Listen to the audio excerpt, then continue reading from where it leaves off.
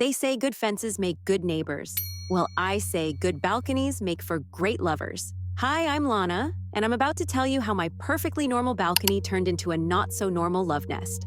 Buckle up for a tale of secret midnight rendezvous, near misses with nosy neighbors, and the time I almost fell off trying to hide from my lover's wife.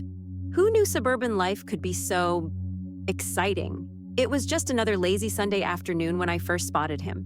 My new neighbor, a distinguished man in his mid-50s, was standing on his porch, sipping what looked like a scotch.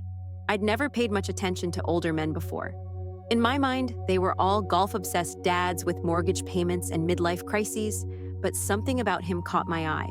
As I leaned against my balcony railing, pretending to water my neglected plants, I felt his gaze land on me. It wasn't the usual quick glance you give a neighbor. This lingered. I found myself both intrigued and unsettled. Part of me wanted to retreat inside, away from those eyes that seemed to see right through me. But another part, a part I didn't quite recognize, wanted to stay.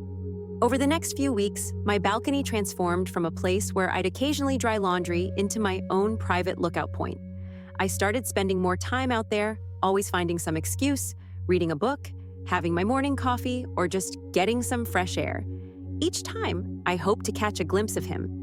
The psychology behind forbidden attraction is complex. It's not just about the thrill of the taboo. There's something deeply appealing about being seen, truly seen, by someone unexpected. As our silent exchanges continued, I felt a growing tension, like a rubber band being stretched to its limit. One evening, as the sun was setting, I made a decision that would change everything. I saw him step onto his porch, and before I could overthink it, I called out a simple, "Hello."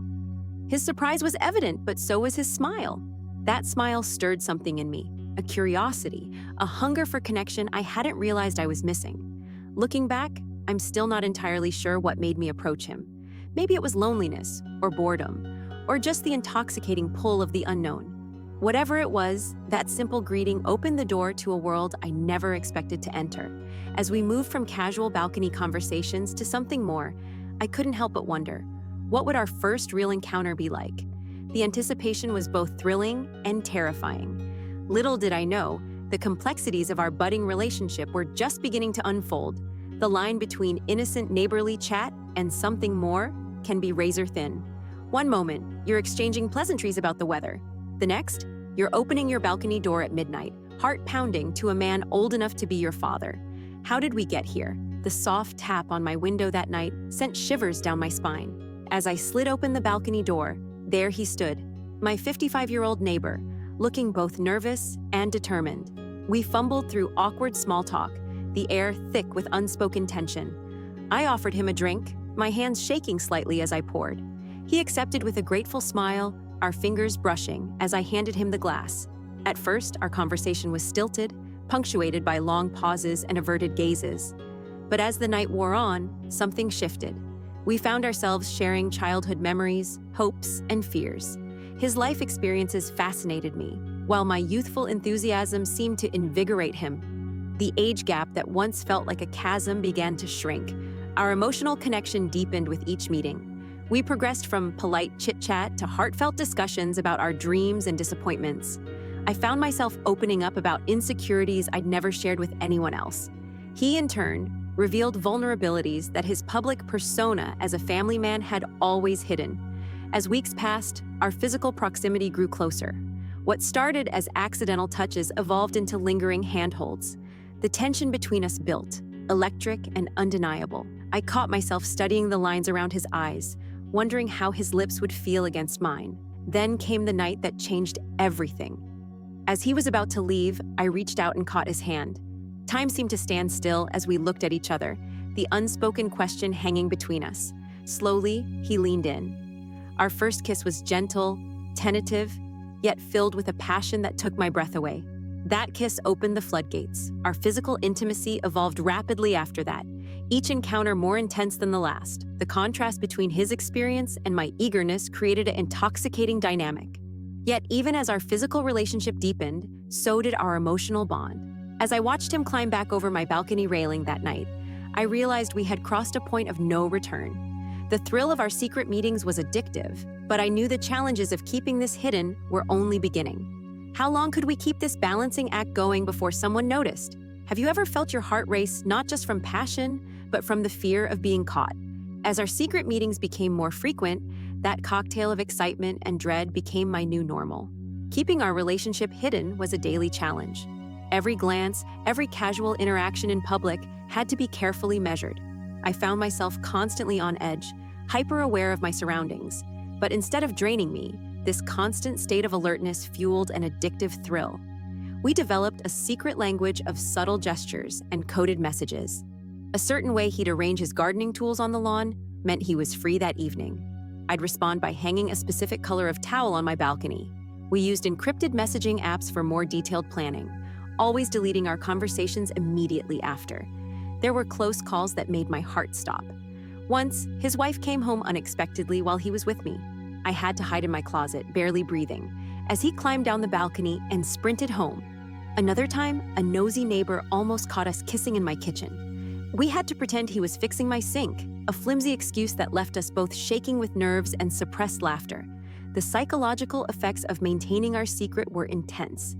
I felt a constant undercurrent of guilt, but it was overshadowed by the exhilaration of our shared purpose. Every successful rendezvous felt like a victory against the world, strengthening our bond. One night, we decided to meet in a secluded spot in the local park. The risk was higher than ever, but the prospect was irresistible. As we embraced in the shadows, we heard voices approaching. My lover quickly pulled me behind a large tree, holding me close as a group of late-night joggers passed by. I could feel his heart pounding against my back, matching my own frantic pulse. In that moment of near discovery, something shifted. The fear of being caught amplified every sensation, making me acutely aware of his breath on my neck, the strength of his arms around me. When the danger passed, we looked at each other and burst into breathless laughter. The shared adrenaline rush had intensified our connection in a way I hadn't thought possible. As we made our way back home, carefully keeping our distance, I realized our relationship had entered new territory. The thrill of secrecy had become as integral to our bond as our emotional and physical connection.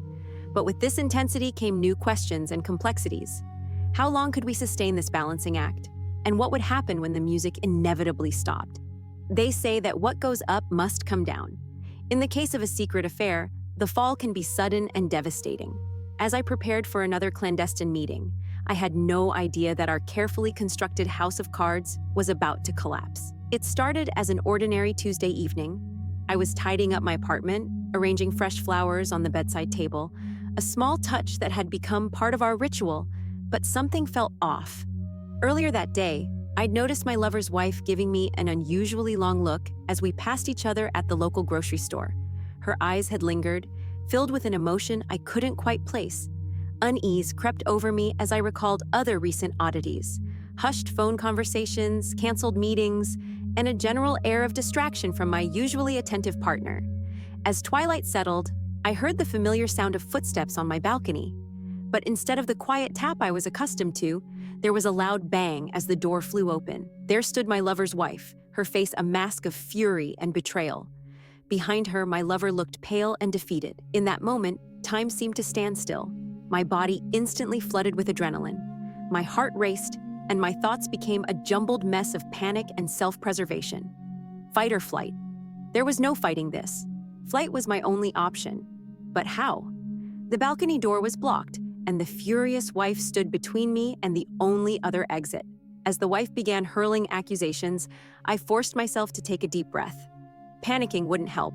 I needed a plan, and fast. My eyes darted around the room, searching for an escape route. Then I spotted it, my salvation in the form of a small bathroom window. While the wife's attention was focused on her husband, I inched towards the bathroom, mumbling something about needing a moment. Once inside, I quickly locked the door and scrambled out the window, scraping my knees in the process. I dropped into my neighbor's yard and ran, not daring to look back. As I caught my breath several blocks away, the reality of what had just happened began to sink in. Our secret world had shattered, leaving behind a mess of emotions and consequences I wasn't prepared to face. Little did I know, this abrupt ending was just the beginning of a journey of self-reflection that would change me in ways I never expected. Looking back, I realized this affair taught me more about myself than I ever expected.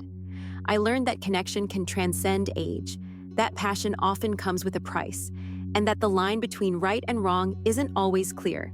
As I sit on my balcony now, watching the world go by, I can't help but wonder, what does love really look like across different stages of life?